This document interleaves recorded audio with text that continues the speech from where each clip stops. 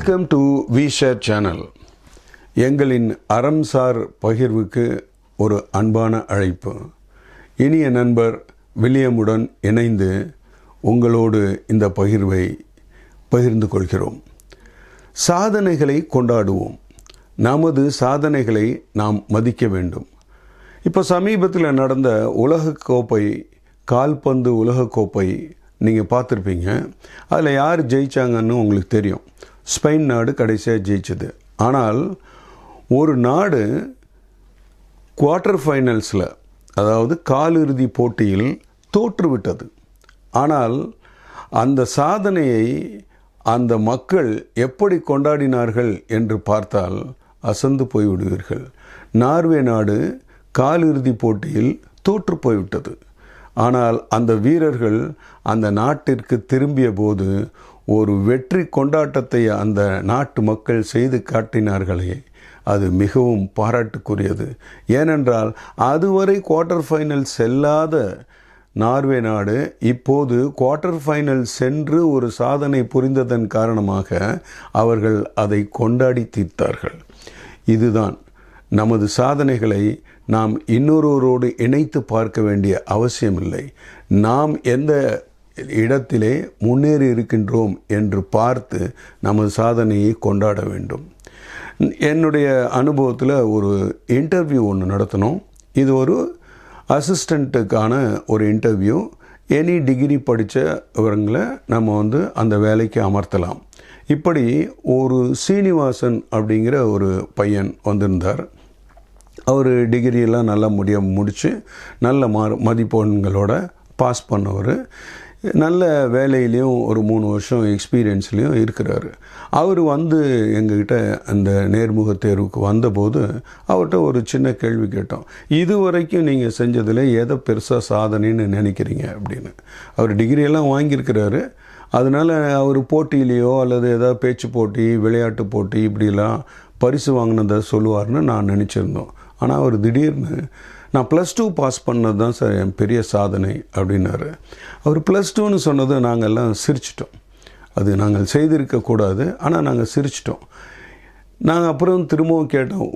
ஒரு வருடத்திற்கு 1.5 லட்சம் பேர் 2 லட்சம் பேர் பாஸ் பண்ணி வராங்க. நீங்கள் +2 பாஸ் பண்ணதை சாதனைன்னு சொல்கிறீங்களே, கொஞ்சம் விளக்கமாக சொல்ல முடியுமா அப்படின்னோம். உண்மையில் அவர் விளக்கி சொன்ன பிறகு தான் அது உண்மையான சாதனை என்று நாங்கள் புரிந்து கொண்டோம். +1 படிக்கும்போது அவங்க பெரிய பணக்காரவங்க. அவங்க வீட்டில் எல்லா வசதியும் இருந்தது. ஆனால் அவர்கள் அப்பா அந்த நேரத்தில் இறந்து போயிட்டார். அவங்க அப்பா அவங்களுடைய தாத்தாவுக்கு முதல் மனைவியின் பையன். அதற்கு பிறகு அவர் 2வது திருமணம் செய்து 3 பையன்களையும் அவர்கள் பெற்றிருக்கின்றார்கள், வளர்த்திருக்கின்றார்கள். ஆனால் இவர் இறந்தபோது, இவங்க அப்பா இறந்து போனதும் அந்த 2ஆம் தரத்து பிள்ளைகளெல்லாம் ஒன்றாக சேர்ந்து இவர்களை வீட்டை விட்டு விரட்டி விட்டார்கள். உங்களுக்கு தெரியும், இதெல்லாம் கதையிலேயும் நடக்கும், கிராமங்கள்லையும் சாதாரணமாக நடக்கும். அவ்வளோ வசதியோடு வாழ்ந்தவங்க அவங்க திடீர்னு தெருவுக்கு வந்துட்டாங்க. தெருவுக்கு வந்ததுக்கு அப்புறமேல அவங்க வாடகை வீட்டில் இருக்கணும். சமையலுக்கு அவங்களுக்கு வசதி இல்லை, சாப்பிட்றதுக்கு வசதி இல்லை. இந்த மாதிரி ஒரு சூழ்நிலையில் சீனிவாசன் அவங்க அம்மாக்கிட்ட சொல்லியிருக்கிறாரு, அம்மா இவ்வளோ கஷ்டப்பட்டுக்கிட்டு இருக்கிறீங்க, நான் படிப்பை நிறுத்திட்டு நான் ஏதாவது வேலை செஞ்சு சம்பாதிக்கிறேன் அப்படின்னு. அவர்கள் 2 பேரும், அம்மாவும் பிள்ளையும் 2 பேரும், எது நடந்தாலும் சரி நீ படிப்பை நிறுத்தக்கூடாது, நீ படிக்கணும், தொடர்ந்து படிக்கணும்னு.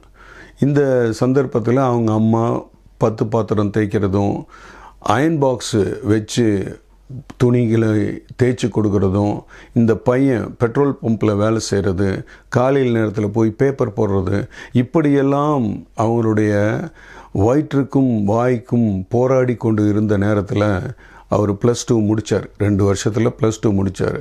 அதை முடித்த போது அவர் அந்த பள்ளியிலேயே 3வது ரேங்க் வாங்கி அவர் பாஸ் பண்ணார்னு சொன்னார். இப்போ நீங்கள் சொல்லுங்கள், சீனிவாசனுடைய சாதனை உண்மையிலேயே அவர் +2 படித்தது ஒரு சாதனைக்குரிய விஷயம்தானே. அவருடைய சாதனையை நம்ம மற்றவங்களோட கம்பேர் பண்ணி பார்த்தோம் அப்படின்னு சொன்னோம்னா இது சாதனையாக இல்லாமல் இருக்கலாம். ஆனால் அவர் செய்தது மிகப்பெரிய சாதனை. அதை அவர் எங்களிடம் சொன்னபோது அவ்வளவு பெருமிதம் இருந்தது. உண்மைதான், அது சாதனை தான். சாதனைகளை நாம் கொண்டாட வேண்டும். நமது சாதனைகளை நாம் மதிக்க வேண்டும், அவைகளை போற்ற வேண்டும். அவைகளை சாதித்தது குறித்து நாம் பெருமைப்பட வேண்டும். சாதனைகளை புரிய ஒரு மனிதனுக்கு வேண்டியது குறிக்கோள். அதனை அடைய வேண்டும் என்று திண்ணமான எண்ணம் வேண்டும். எந்த குறிக்கோளும் முயற்சி இன்றி அடைய முடியாது. தொடர்ந்து முயற்சிக்க வேண்டும். முயற்சிகளை நாம் ஊக்கப்படுத்தி கொள்ள வேண்டும். பல தடைகள் வரும். அந்த தடைகளை உடைத்து நாம் செயல்பட வேண்டும். நம்மை பாராட்டுபவர்களும் இருப்பார்கள். இருப்பதை நாம் ஏற்றுக்கொள்ள வேண்டும். நம்மை உதாசீனப்படுத்துபவர்கள் இருப்பார்கள். நம்மை கிண்டல் செய்வார்கள், ஏளனப்படுத்துவார்கள். இப்போ இதை நீ சாதிச்சு நீ என்ன பண்ண போற என்று எதிர்கேள்வி கேட்டு நமது குறிக்கோளையே அர்த்தமற்றது என்று நம்மை சிறுமைப்படுத்துவார்கள். நம்மை சிறுமைப்படுத்துவதோடு இல்லாமல் உனக்கு இதெல்லாம் தேவையா, உன்னால் இதெல்லாம் செய்ய முடியாது என்று நம்மை சின்னவர்களாக சித்தரித்து நம்மையே அவர்கள் நம்ப வைத்து விடுவார்கள். நமது ஊக்கத்தை கெடுக்கும் கோடாரிகளாக இவர்கள் மாறி போய்விடுவார்கள். நமது பயணத்தை பங்கப்படுத்தி விடுவார்கள். இது போன்றவர்களிடம் நாம் தர்க்கமோ விவாதமோ பண்ண வேண்டியது இல்லை. நமது செயல்கள் பேசட்டும். சாதிப்பவனின் முயற்சியை திசை திருப்புவதாகத்தான் இவை போன்றவை அமையும். லெட் பேட் ஸ்பீக் என்று சொல்வார்கள். நமது சக்தியை இது போன்ற விஷயங்களில் வீணடிக்காமல், நமது கவனத்தை இது போன்ற விஷயங்களில் சிதறவிடாமல் நம்மை ஒருமுகப்படுத்தி எடுத்த காரியத்தை முடித்து காட்ட வேண்டும். நாம் முடித்துவிட்ட காரியங்கள் நமது செயல்பாட்டை பாராட்டு பெற நாம் மேடையில் இருக்கும்போது நமக்கு கீழே கைத்தட்ட ஆள் வேண்டுமல்லவா? யார் இருப்பார்கள் என்று நினைக்கின்றீர்கள்? நம்மை காரியம் செய்ய விடாமல் தடைகளை ஏற்படுத்தியவர்களாகவே தான் அவர்கள் இருப்பார்கள். நமது சாதனைகள் நம்மை பெருமைப்படுத்தும். நமது சாதனைகள் நம்மை தொடர்ந்து ஊக்கப்படுத்தும், நம்மை உயர்த்தும். நமது சாதனைகளின் பின்னால் நமது உழைப்பும் முயற்சியும் ஊக்கமும் ஆக்கமும் தொடர் முயற்சியும் திண்ணியமான எண்ணமும் நம் சாதனைகளை மிகப்பெரிய சாதனைகளுக்கும் உலகம் போற்றும் சாதனைகளுக்கும் நம்மை சொந்தக்காரர்களாக்கிவிடும். இதில் எந்த சந்தேகமும் நாம் கொள்ள வேண்டியதில்லை. ஆகவே நமது சாதனையை நாம் போற்றுவோம். நன்றி. இந்த பகிர்வு உங்களுக்கு பிடித்திருந்தது என்று சொன்னால் உங்களுடைய நண்பர்களுடன் இதை பகிர்ந்து கொள்ளுங்கள். எங்களுக்கு சப்ஸ்கிரைப் பண்ணி ஆதரவு கொடுங்க. உங்களுடைய கருத்துக்களை கமெண்ட் செக்ஷனில் போடுங்க. நன்றி, வணக்கம்.